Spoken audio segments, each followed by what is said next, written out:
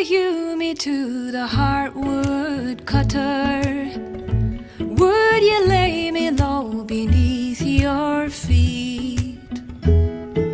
Listen to my sad mutter. Hear my heart would beat. Would you throw me on a log pile cutter? Would you toss me to the steel saw blade? Listen to my leaves flutter. Hear my heart would break. So hello everybody, I'm Marta Fernández. I work in the Department of Communication and Scientific Culture of the National Museum of Natural Sciences. And well, I want to welcome you all to this space, Naturaleza, entre líneas, in which we talk about nature, books, and culture in general. Today we have very special guests. Next to me is Cristina Cánovas. She is a Vice Deputy of Exhibitions at the museum. She's also a biologist and she loves nature, writing and reading. So she is perfect for this space. And we are we also have the honor to have here with us Jackie Morris. She is an author and illustrator of over 40 books for children, including A Song of Golden Hair and Tell Me a Dragon. We also have Robert MacFarlane. He is an author about books about nature, people, and places, including Underland, that has been recently published in Spanish as Bajo Tierra. And we also have Julie Fowlis, that she is a multi-award Gaelic singer, and she has an impressive career in traditional music and 5 albums, including Alterum, which is very good too. And well, thank you all for being here today in this conversation. Very happy to be here. And well, we are here today to talk about these wonderful books I have with me. Well, I'm going to show the little one because well, yeah, I'm going to show the little one because it's great. Well, we are going to talk about the Lost Words and the Lost Spells, but also about the Lost Words Spell Songs. That is the album that is inspired by these books and in which Julie is one of the 8 wonderful artists and musicians that participate there. That precisely is having the second album release this November. And so we are very excited to have it coming soon. So, well, these works are very important, not only because they are very beautiful and very impressive, but also because they raise awareness about a very important issue we're facing nowadays, that is the loss of biodiversity, but especially the loss of connection between people and nature. Well, we think that it's very important to have them here today to talk about that, our relationship with nature and how we can make it more present in our society. I'm going to start with some questions. First for Jackie and Robert, the author and the illustrator of these wonderful books of poems about nature. And well, how was the process of working together? Did you spend much time in nature for inspiring yourselves? I was out walking, looking for inspiration. The dandelion was actually right outside my doorstep, so I didn't have to walk very far at all. And most of the creatures in the Lost Words, it was almost as if they came to me.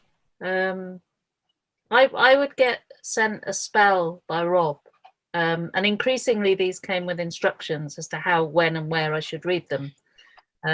This got more so by the Lost Spells, where they were very clear instructions about time of day, place, and things like that. Bossy, me? Bossy you? Yeah, question. Bossy both of us, I think. Bossy. When you have 2 kind of control freaks working together, it can get quite interesting. But I think the point you make, Jackie, about the dandelion being outside the door is at the heart of this project. This is everyday nature. This is nearby nature. I mean, otters are rare. kingfishers are commoner than people think, but you know, dandelion, acorn, the wren, the last spell in the book, I think, is in fact the most common bird. This tiny little bird, 8 million breeding pairs in Britain. So it's about our relationship not with the snow leopards and the polar bears, though that is crucial, but that feels like it's about the nature that is slipping from our lives and our landscapes within a mile of the house. And I mean, these peregrine falcons now live near me a mile from my house. And I said to someone today, it's like finding a snow leopard in the local park. It's so incredible. It's the fastest animal ever to have lived on the planet. And I can go and see it a mile from my house. So it's about redirecting attention, conservation attention, and creative attention onto the local. Yeah, and for me as well, it was very much, you know, you see dandelions every day, but you don't look at them until you try and draw them. And then you have to really pay attention. So for me, it was all about pulling focus with each creature. And especially in the Lost Words, birds fly in and out through the pages in the backgrounds. So taking time to really look at the shape of an acorn, how a thorn sits on a bramble, the shape of the leaves on a dandelion. And I did become obsessed with the dandelion clocks, the heads and the seeds, and you know, when you look really closely at one tiny dandelion seed, it is just an astonishing thing. And I think it's very important what you say, that it's like focusing on our neighbors or animals and plants with which we live, and if we know them, we start wanting to know more about them. So so it's I think it's very, very important, that point. Well, Julie, why were you attracted to this project, and how was the process of transforming these poems into music? Because music, it's very beautiful too. Well, it was a real honor to be asked to be part of this project, which has become such a special project, I think, to all of us musicians who are involved. It's been a very, very important thing, and something that's been very satisfying to work on. And although both Rob and Jackie said they're both control freaks, they were very, very, they were so kind and so open to working with us, a bunch of musicians, especially the first time around. And they gave us carte blanche, really, to work with the images and the words, and to take inspiration from both, and to try and craft new musical pieces out of the pages and out of the spells. And I think for us, right at the beginning, it was a real challenge, something that we all were really looking forward to, but it was a challenge in the sense that we had never, as an ensemble, worked together before. And so we were kind of trying to feel our way into the group sound those very first few days. But the reality was, after we got together that first night in the house, the music came very, very quickly.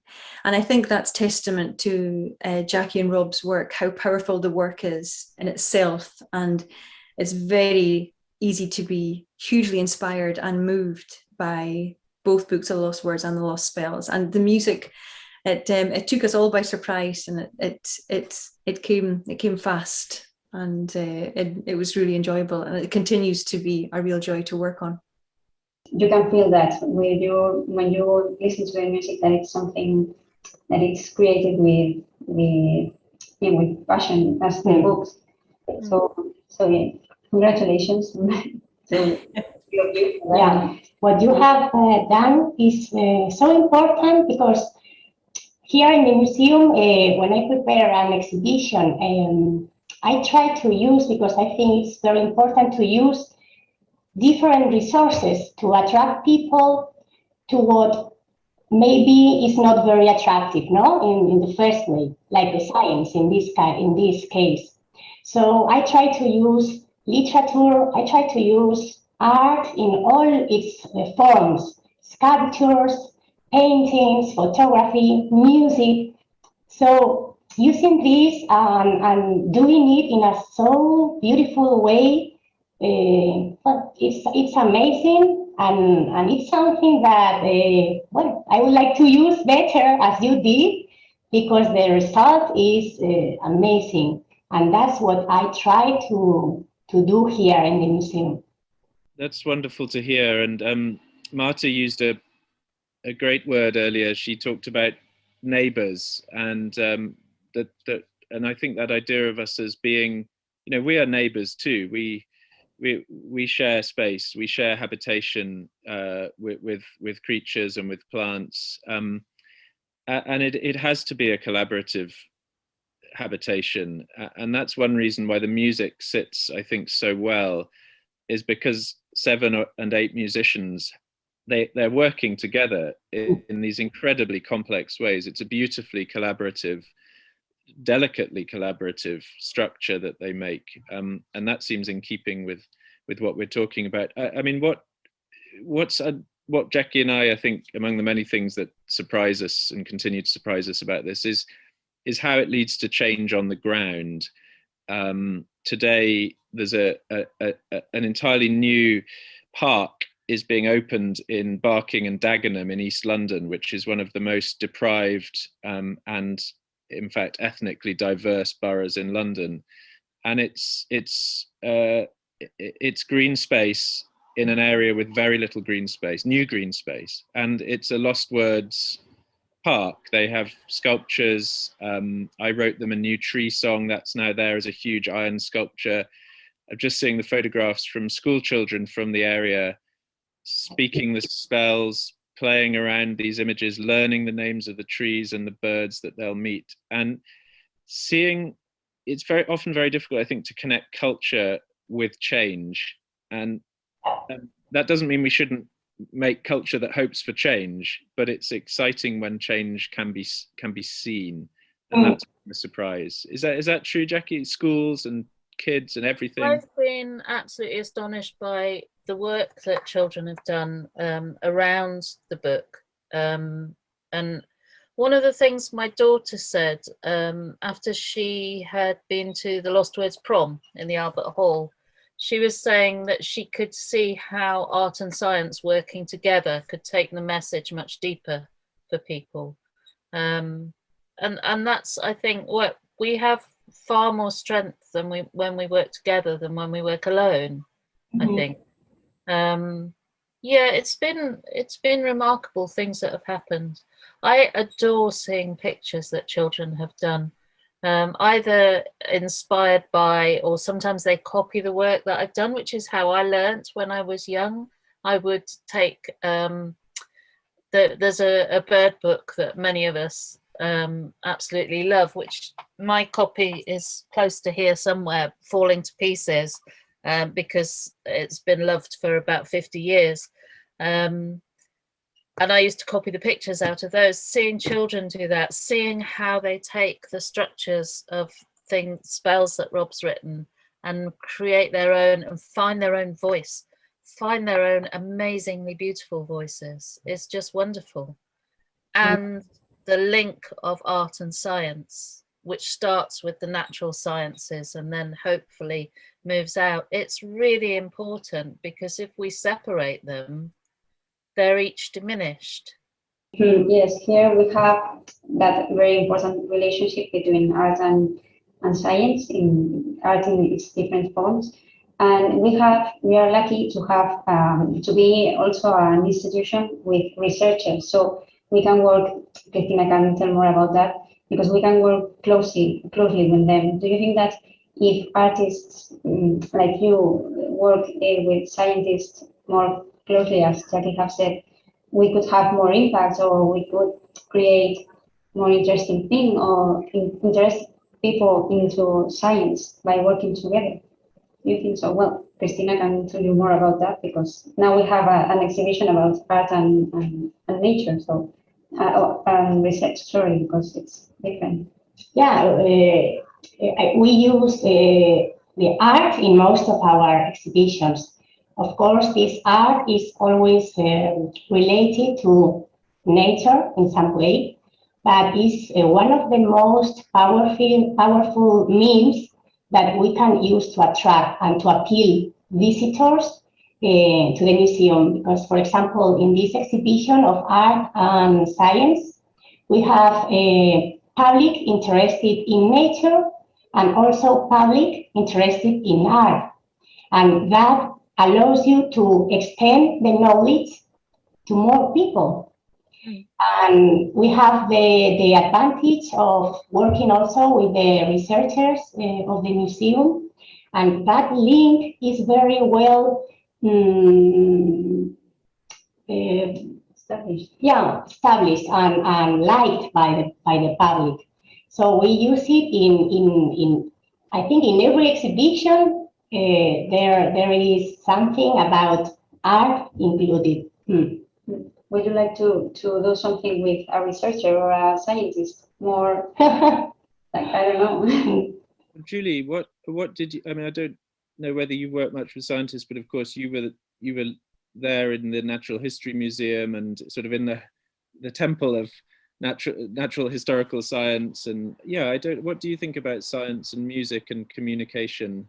Well, I think when you were talking there, I was started thinking about a boat that Jackie's daughter actually spent some time on, a boat called The Song of the Whale. And I guess that was perhaps one of the first opportunities I had as an artist to spend time with other artists and writers and scientists and researchers.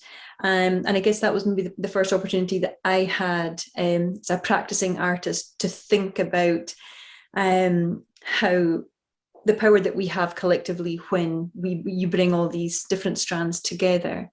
And I think what Jackie was saying is absolutely right. Sometimes it's easy to put art and science on a pedestal and something far away that perhaps, I think as a mother of two, I can see that with kids, if you let them into these worlds, show them a pathway in, whether that's directly through science or going to a museum or through music, finding pathways into all these worlds is really important. And by crossing strands, there's just an amazing strength and provides opportunities for us all that way, just to share the messages that are so important. In fact, our origin as a natural science museum it was an art and nature collection. The natural history museums has the same origin, no? The art and the science, and we don't have to change this because everything is inside us, no? From my point of view, coming to this project as a traditional musician, and particularly as a speaker of the Gaelic language, there's something about the landscape and the connection to place that's very much it's deeply part of the language and culture. It's all wrapped up in one. They don't feel like separate things, and I think as such it felt like a very natural thing for me personally to come into this project and to celebrate those connections with place and with landscape. So Julie and the other singers responded to the sketch of an early spell I'd written about the snow hare, and they made this beautiful song in which Julie and Corinne and the others kind of added place names, translated in part out of the Gaelic. And when I then came to return to that spell for inclusion in the Lost Spells, I very much kind of drew inspiration from that topographical Gaelic naming tradition. And so the spell you meet in the Lost Spells is absolutely has grown out of the music. So there's a lovely kind of weaving of creativity going on there.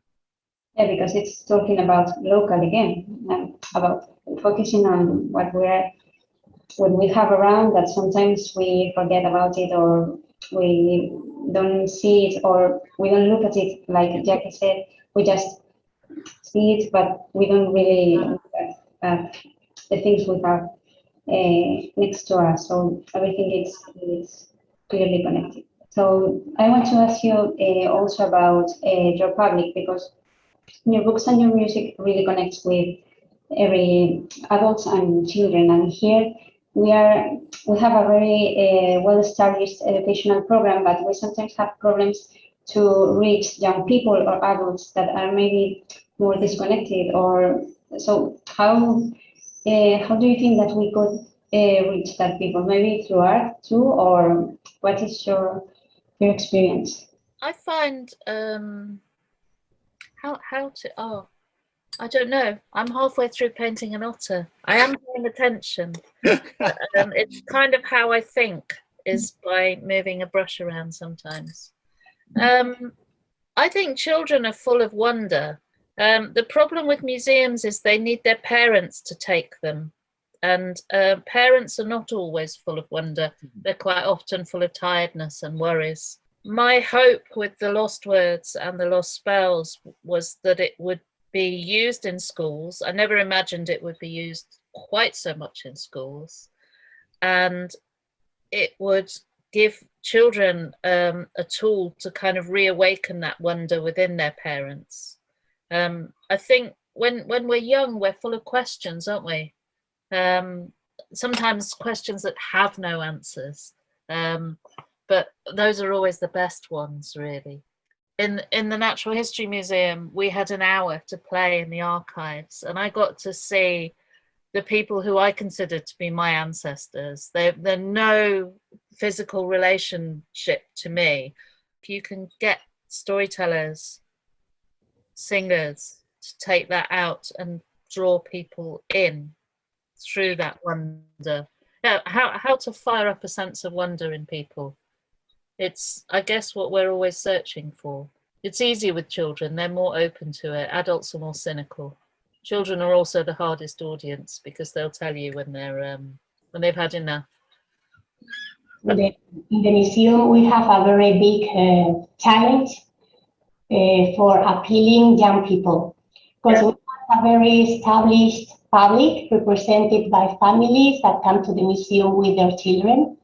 But although the staff is always working to draw young people nearer the science of the nature that we offer from here, it's very difficult. And we try to adapt contents, I mean the museography or the activities, adapting them to their language, to their taste, using the social media, but it's difficult. It's a real challenge that we have here, but we are working on it.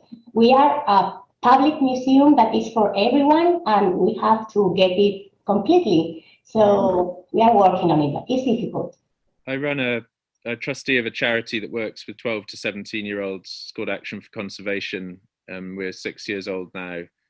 So we do a lot of work with that age group, that hard to reach age group, and particularly pupils from difficult or deprived backgrounds. So schools with high, what we call pupil premiums here. Two ideas. One is we don't wait for them to come to us, we go to them.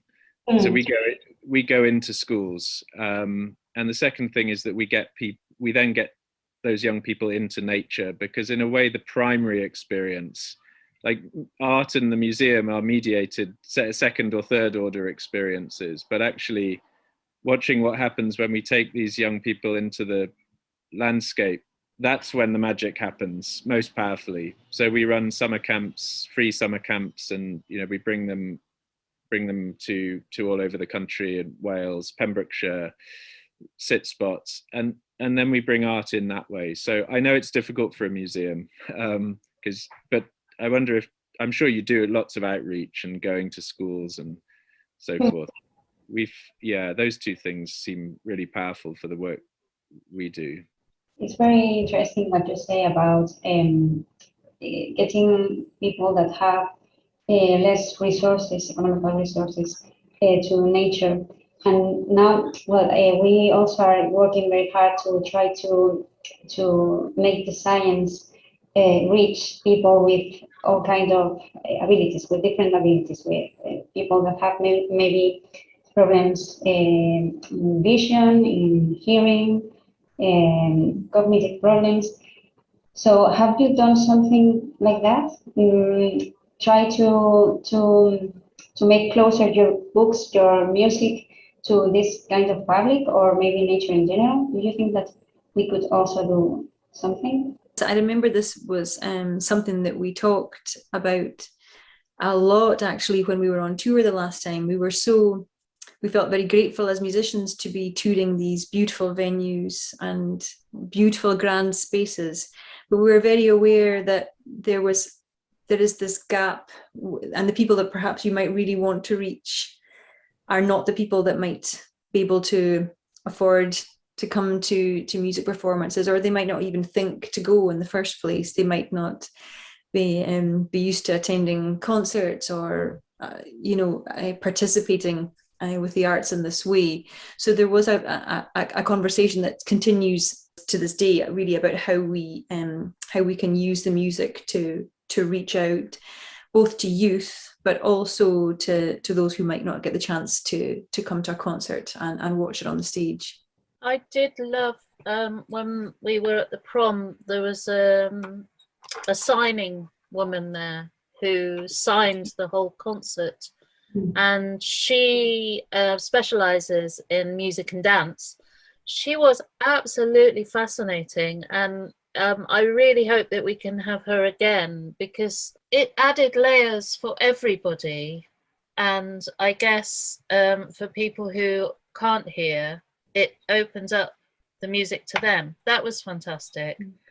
And there's so much that you can do with description and language. It really makes you think.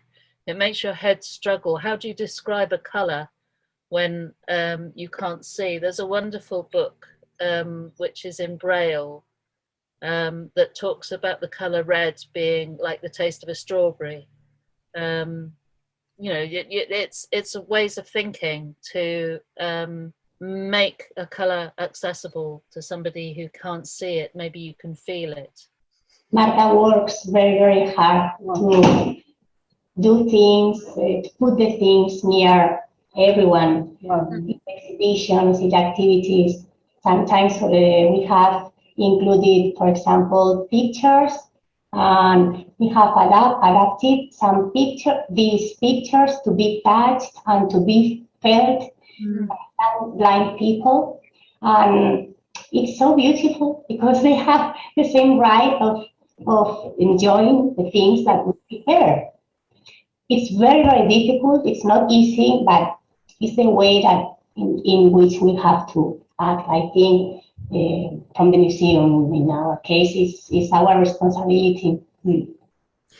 I think going back to the idea just of opportunity, and I just was thinking about when I visited our own local school with whilst they were working on the lost words, and our local school, which is a Gaelic school, they were studying this in English, and it was really interesting to see how different children responded in different ways. Some of them were very much drawn to the words, and they wanted to write poetry, and they were responding in that way. Others were, it was the images, and they wanted to paint, they wanted to draw. Others were singing the songs that we'd created around it. So it's just that idea of finding different ways in to the same message, and thinking again to the performance and to the stage. It's finding ways to draw everybody in, not just usual concert goers, bringing everyone in. It's also about leaving the space for people to enter, isn't it? I'm very aware when it comes to design that you need to give people space to actually step into, and if you have a lot of space around words, it's very encouraging for reluctant readers who might be scared of a solid block of text. I know I am when I pick up a book, if it's really hefty and there are too many words on the page, there's not enough space around the edges, it's difficult. So accessibility and design kind of go together, I think. I hope that we got it right with both books, even though the design of them is very different. It's very interesting because we have to think about all the people. If we want to make our message reach everybody, we need to think about everything. So what would you say to artists to encourage them to get involved in this type of projects, to raise awareness about conservation and the environment, and to make it accessible for everybody, young people, old people, children? What would you say to encourage them? Art can do things that policy can't. It can do things that polemics can't, because its outcomes are uncertain. Jackie and I always sort of use the image of planting an acorn, and then suddenly up grows this forest, and then the birds, the musicians, turn up in the branches of the forest, and still the forest is growing, and we would never have predicted that. So I think artists always function with hope and in uncertainty, and that is their habitat, and they shouldn't be intimidated by that. And the second, I guess I'd just say collaborate. You know, I couldn't have made this book on my own. Working with Jackie is just a kind of privilege and a joy, and like watching magic at work. And then 7 musicians join, and then 40,000 children join, and then, you know, school teachers, people working in care homes, people working with refugees, with asylum seekers, with people working in lost languages they've left in their home country. It's a collaboration, and good collaboration makes more collaboration. So plant your acorns in hope, and keep making with rather than making for. We just pinch ourselves and reckon we're the luckiest. We keep, every now and then Jackie and I'll just text each other and go, are we dreaming? Is this, you know, and we get to have conversations with you, and we get, with the Spanish Natural History Museum, we get to perform, well, these guys do, in the belly of the whale in the British Natural History Museum, but most of all we get to see it reaching people's hearts and minds, and taking children outside. I get, maybe that's something we could talk about, is art and science working together to move education out of the classrooms, out of its usual contexts. Is this a thing in Spain? Outdoor learning, outdoor education? In Scotland it's huge, but sometimes, but here I think it's not so common. I mean, children mostly learn at school and even at university.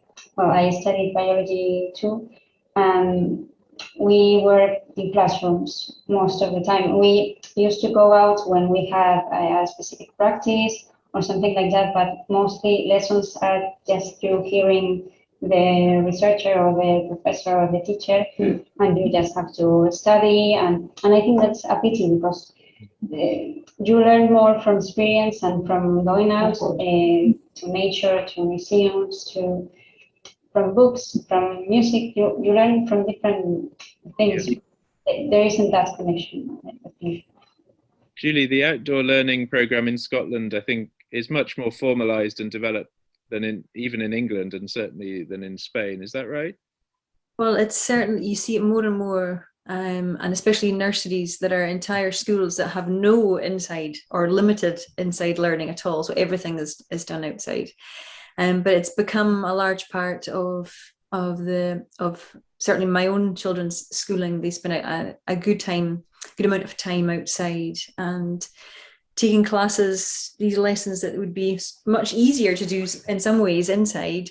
But we have great teachers, inspirational teachers that realize the importance of just taking them just a few hundred yards from their school, just out into the woods, into the trees, out into the paths, and what you can discover, as Rob was saying, just right on your doorstep. It doesn't have to be kind of magnificent creatures, you know, that feel far away, just the wonderful things, the magnificent things that are right on your doorstep, that perhaps because you just walk past them every day, that you don't recognize how important they are. I always remember Jackie saying that first week we spent in the house together creating the first album of music, if children don't know the names of the things around them, they can't care for them. And not just children, adults as well. If they don't know, if they can't name the natural world around them, that's when the care and attention comes from.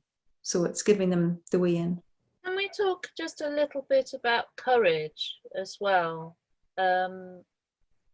Because we talk very much of the lost words now. The book's been published for, is it 4 years or 4 years now? Is it coming up 5? Coming up 4. But I still remember working on that book, not being quite sure what it was that was being created by the pair of us. And then the day of publication, being absolutely terrified that it was going out into the world. I think you have to have courage to create something new and different. And it's really hard to keep that kind of self-belief at any time in the world. It's the same with music. I remember the Spell Songs group taking the stage in Snape Maltings after a day of rehearsals, and nobody had heard any of this music before, and just seeing them grow and settle into their own creation. To perform takes courage, to paint takes courage, to write takes courage, to publish, to study. And I think it's a very kind of undersold thing, really. I'm still scared. I'm working on bird book now, and birds are so important to me.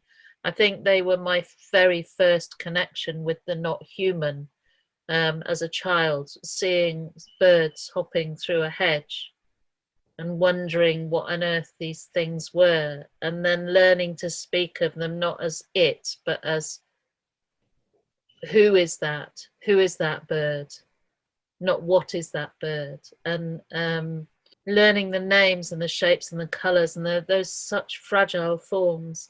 And I so want to get this right so that I can help to enchant others into the lives of birds before there are even less on the planet. In my lifetime, I've seen a massive reduction in bird numbers. It's not anecdotal, it's real. Places where there were huge flocks of lapwing, and now you're lucky to spot 1 or 2, and it's quite heartbreaking.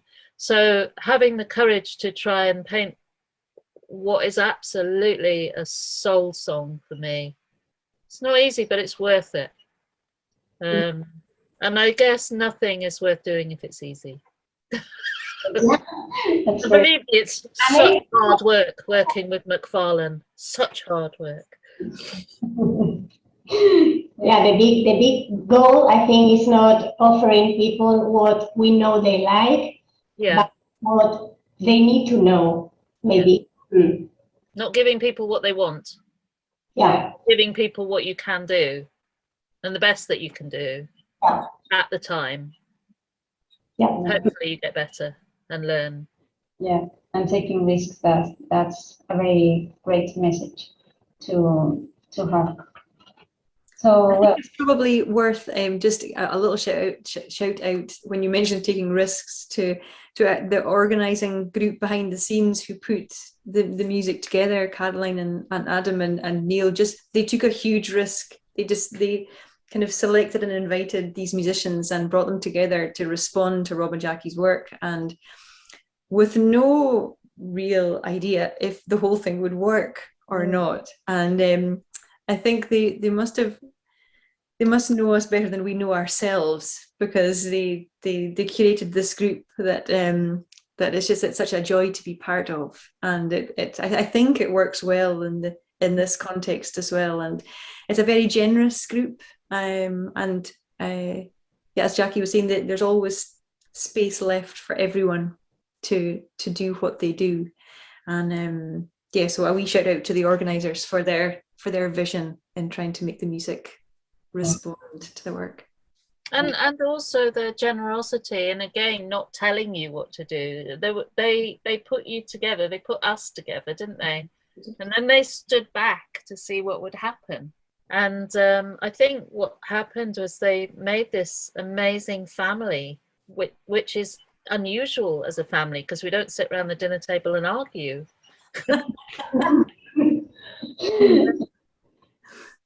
Is that what families do in lockdown? They do that, don't they? Yeah. A little bit.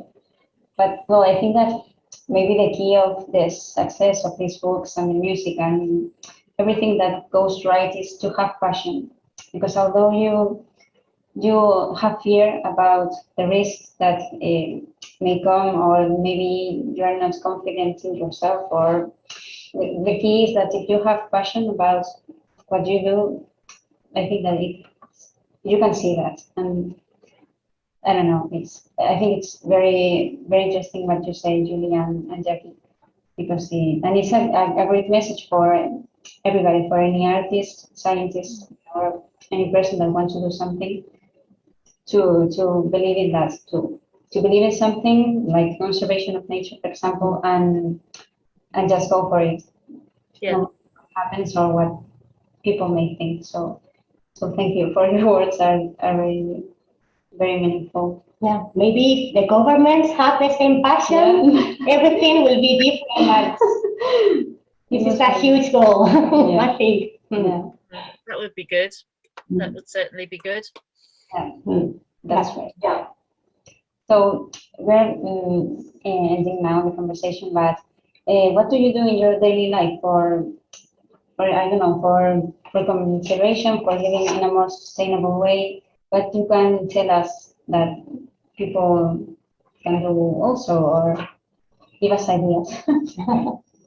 I've never been on a plane with my children anywhere. Never been abroad. That's a small thing really these days. Well, I mean, what we really need is an entire rethink of growth economics and a shift to non-growth. But the best we can do, I think, is at the moment is to push through the most just transition to a decarbonized economy that we can, and that's going to come at costs, and it's going to come at but they will in the end be less terrible than the current fossil fuel addiction and its consequences. Sorry, that's not an everyday life answer, I suppose. I think when I want to buy something, I go for a run instead. There you go. Oh, that's very good. I would have thought though, because you're vegetarian, aren't you, Rob? No, I'm not. Not veggie. I eat fish, but I don't eat meat. So yeah. I'm cutting down massively, which is good. I feel such a hypocrite because I adore animals and then I eat them, which no comment. Yeah, exactly. Need to sort myself out, really. And you, Julie? Oh, well, there's lots of small things. I think after what Robert said, they all feel quite insignificant. But I guess the fact that we're bringing up our family, and that the girls, even though they're very young, they're so aware of all of these issues, and not scared to think big about solutions. They study it in school, and they have wild ideas, and sometimes wild and big and bold ideas are what will bring us forward. So I think half the battle is just educating them and making them aware. But yeah, the big thing for us is on a family level is we invested in an electric car. So this is our one thing that we're doing to of late to make a bit of a shift. Can I say one last thing? Well, if we are ending, I just want to say a word for joy and play, because this has been quite a serious conversation in many ways. I guess there might have been some music in the broadcast. There will be some music as part of it, but joy and play are at the heart of a great deal of what we do. Very early in writing the book, Jackie encouraged me to be playful, to let language play, and I think joy, play, wonder, hope, these positive emotions, as well as, you know, guilt and duty and all the rest of, and fear, they're so powerful in changing people, in drawing people, in involving people, all of the things we've been talking about. So, you know, let wonder in, let joy in, let play happen. These are really important everyday things too. And I think it's very a big thing, Julie, what you say, because starting with younger generations to change the way of thinking, it seems sometimes a small thing, but it's not. So I think it's a big thing too. Yeah. Although we need help, because this is a very big thing, and of course doing small things is very important, but if we want to preserve the planet to our children, the governments, the companies, the researchers, everyone has to contribute, because if not, it's very, very difficult. The coronavirus is an example that represents that when we work together in something, sharing our knowledge, we can do extraordinary things, you know, as a vaccine, for example. So it's very important that everyone is implied in this. I think it's really important that we listen to young people as well, because they don't have the cynicism that we have, and they understand truth and lies. When you look at some of these young people who are coming through and talking truth to power, that is courage. That is just astonishing. And I think when I was a child, there was a phrase that children should be seen and not heard. And I think they should be seen and heard, and that we should stand beside them to try and help give them a future. I agree with you. As you said, Robert, that we need joy and funny things. We're going to start to finish this conversation with a funny question. That is, which animal or plant would you like to be if you could transform into one? I'm very curious. The four of you, I want to know. Very. Of us. Yeah, you guys have got to do it as well, definitely. Julie, Julie the lapwing. No, I mean, sorry, Julie, you go first. Well, as I think I definitely have to be the Cúdachgach, which is a Gaelic word for the lapwing. Jackie. Looking back, I wasn't really aware, whilst we were making music that first week together, we were so intensely involved in the music making. We didn't realize that Jackie was there studying us all, studying our characters and studying the way we moved and we spoke and behaved. And at the end of the week, she had I was going to say assigned us a kind of a bird, but I guess it was, were we the spirit creature of the bird, or was the bird the embodiment of, I don't know which way around it was, but we all became birds by the end of the week, and I became the lapwing, which is a lovely creature, quite a distinctive call, quite fierce at times, but I like that. That's cool. I cheat always with this question because I want to be a shapeshifter. And there are times when I would want to slip my skin and change my matter and pour my outer being into otter. But then there's other times when I can be very much like a bear. Yes, no quite a grumpy one. I do have dragon-like characteristics at times. And I think if I could only have one thing, I would so love to fly. And I think at the moment, if I had a choice, I would be a female nightingale, because I love to be able to travel across continents in the way that they do. And I would so love somebody to sing to me in the way a nightingale sings, to call its partner down from the sky. Those men, they never shut up. Those men, what they say is beautiful. All right. Well, I'll go next. Then we can hear from Madrid. So I would love to be a snow hare, long legs, mountaintop, blizzard, northerly. I'd love to be a goldfinch. A whole family of goldfinches moved into my garden this year. They are my neighbours. They make every day happy when I hear them. But I think it has to be a curlew, this great migratory bird of the curved bill and the long flight lines. So yeah, flight does it for me as well. Jackie, you know dragons aren't real. Do you know, just going back to that? Well, you say that. But at a time when communication between continents was very difficult, dragons were in most cultures. They have carried messages, it is true. What about the two of you? Definitely, I would be a monkey. Because that's been my favorite animal since I was a little girl. Which one? Which monkey? A big one. Maybe I don't know, the gorilla, maybe. I think that when you look into his eyes, you can see part of yourself, something like that, and it's a special animal. I love them.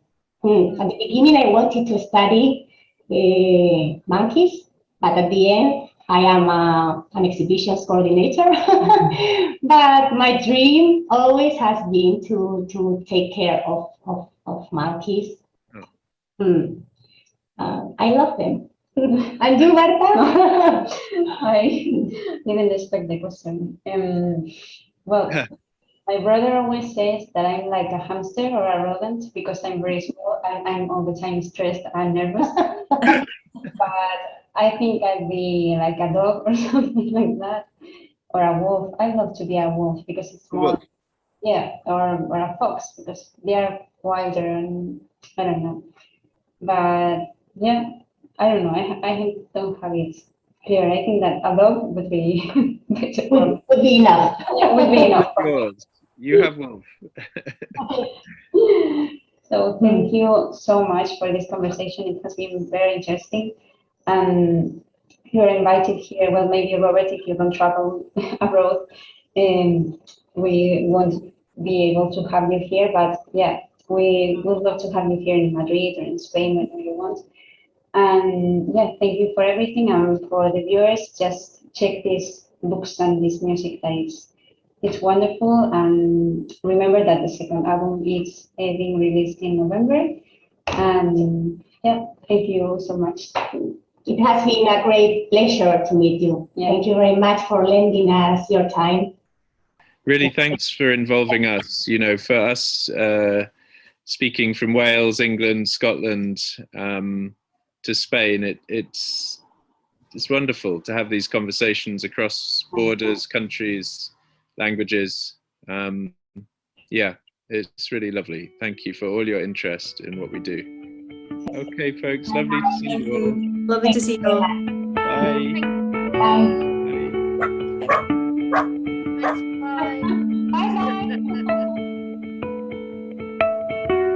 Go now, Selkie boy, swim from the shore.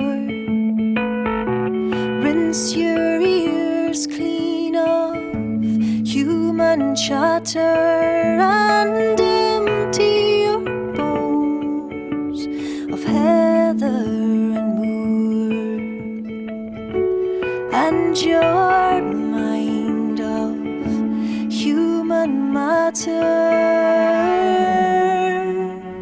Hear us and hasten higher our voices, offering welcome and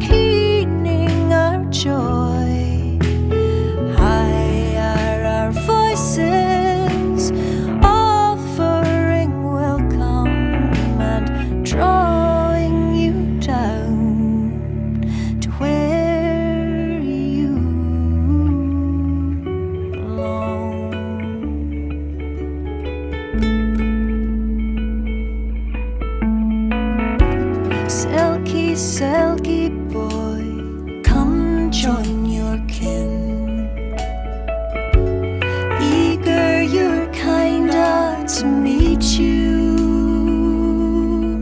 As salt sets its seal on your silky skin, let greasy